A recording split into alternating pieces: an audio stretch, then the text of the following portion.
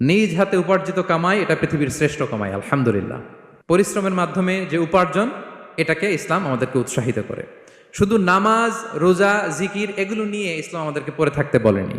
Quranic order হচ্ছে আপনার নামাজ শেষ, আপনি বেরিয়ে পড়বেন, কাজে বেরিয়ে যাবেন। ফাইদা কুদিয়াতিস সালাতু ফান্তাশিরু ফিল আরদি ওয়াবতাগু মিন ফাদলিল্লাহ। বিধানটা কার বলুন?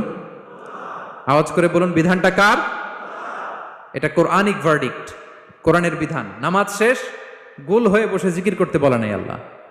আল্লাহ বলেছে ফান্তাশিরু ফিল আরদ ওয়াবতাগু মিন ফাদলিল্লাহ, জমিনে ছড়িয়ে পড়ো, আল্লাহ রিজিক তালাশ করো। নামাজ শেষ, বেরিয়ে যাবেন। কৃষক চলে যাবে মাঠে,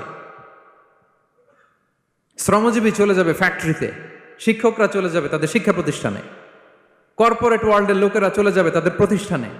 ডেভেলপমেন্ট করতে হবে, সিভিলাইজেশন করতে হবে। নামাজের পরে গোল হয়ে বসে থাকা চলবে